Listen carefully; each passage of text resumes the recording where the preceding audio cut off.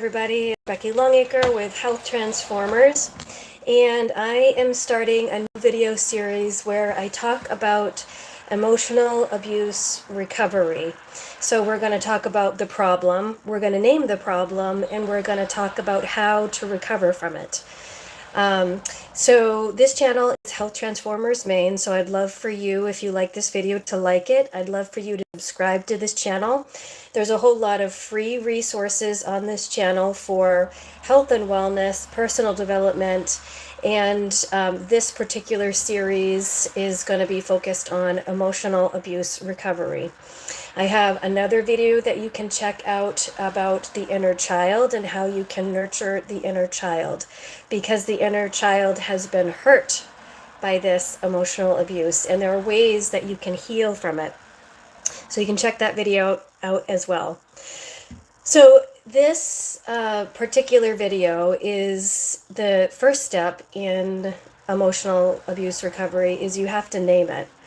So you cannot solve a problem until you name the problem. So that's true in health and wellness. That's true in personal development. And it's certainly true in identifying and recovering from emotional abuse. So I'm going to give you in this video 10 signs that you are dealing with an emotional abuser. And this video is actually going to be focusing on more subtle emotional abuse. So there's very obvious emotional abuse. You're ugly, you're a bitch, you're fat, you're too skinny, I hate you, or like saying, putting you down, making fun of you about things that you're insecure about and things like that. These are obvious. There are sometimes obvious signs of emotional abuse. I'm going to be focusing on actually more subtle signs of emotional abuse. So this type of emotional abuse is seen in narcissistic abuse, where the person, over time, they use intermittent reinforcement in order to get you to try to please them and seek out their approval over time. But then they take away their love, and then they give it back, and then they take away their approval, and they give it back. So 10 signs of emotional abuse. Intermittent reinforcement. Number 1. So they love you 1 minute, and then the next minute they're putting you down, or they're finding some sort of obscure reason to put you down or question what you're doing. Then they love you, everything that you're doing is great, and then there's some sort of abstract reason why they're having issue with what you're doing or saying. It's not anything that you're doing or saying.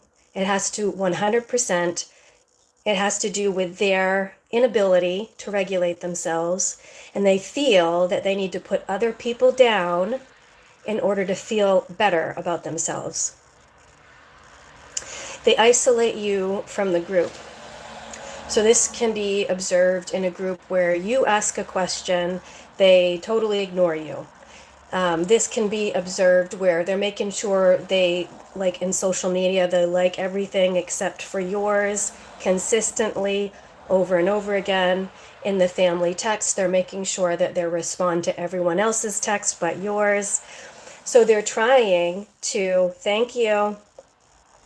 So they're trying to isolate you from the group. They're trying to make you feel isolated so that you lose your voice, you feel bad about yourself. They're trying to activate a sense of shame, actually, when they do this. Number 3, you celebrate a win, and they feel the need to put you down. They feel the need to highlight things that you did wrong. They feel the need to put you down. It's number 3, sign of emotional abuse. Thank you.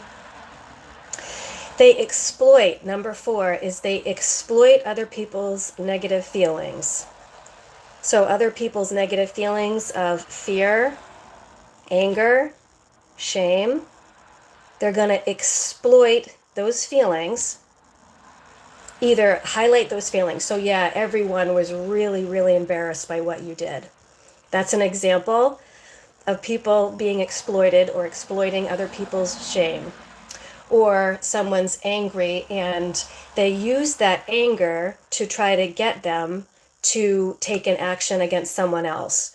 So let's say the emotional abuser sees person A has an issue with person B. The emotional abuser is going to exploit that conflict so that they can manipulate both person A and person B. So they exploit other people's emotions. Number 5, reason or signs of emotional abuse.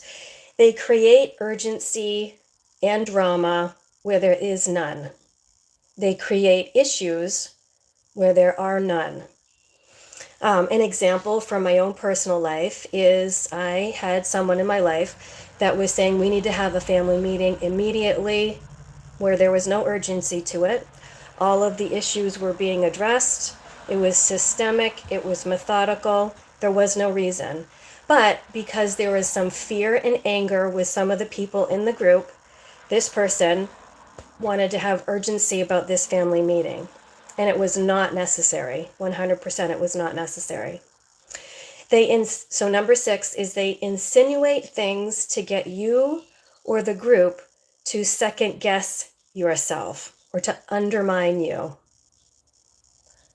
Are we making sure that we're following the policy when you know that you're following the policy? I just want to make sure that we're doing everything right. They make things more difficult than they need to be. These are difficult personalities. The point of what they're doing is not to seek clarity. The point of what they're doing is to undermine you or discredit you so that they can be the dominant one to call the shots.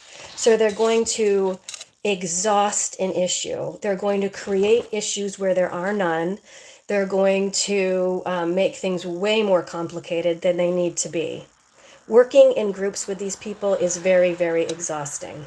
Very exhausting. Number 7, they don't want things in writing.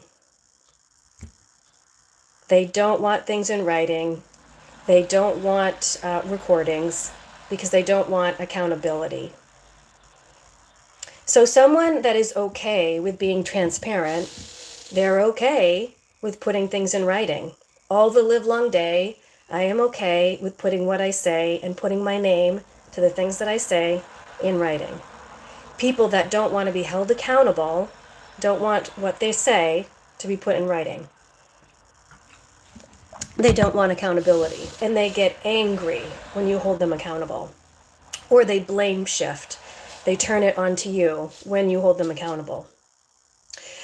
Number 8, they shift the goalpost to keep you trying to please them. So if you're doing a good job, so this is an example of, say, a narcissistic or emotionally abusive boss. Let's say you're doing a good job at work. You're not seen, you're not heard, you're not recognized at all. And then intermittently they say, you did a good job on this or whatever. You feel lit up. You want to please them. That motivates you to work harder for them. And then they withdraw the admiration, or they withdraw the approval, or they withdraw the giving you credit, so that you're always like insecure as to your position with them. They want you in that place so that you're not too confident, you're not questioning them, and they are the ones that are dominant. Number 9, they build troops or flying monkeys. So building troops or flying monkeys in a social group. So this will be someone that goes around behind your back and they're like talking to other people about what you're doing. Maybe they're just, highlighting on other people's insecurities about you or whatever. And or they're trying to hold you up against some sort of principle that is arbitrary. So they build troops and or they recruit flying monkeys to try to isolate you once again. In a healthy relationship, in a healthy group relationship, everyone is going to have a voice. There's not going to be one person dominating the whole situation. Everyone's going to have a voice. And number 10, they rewrite the narrative.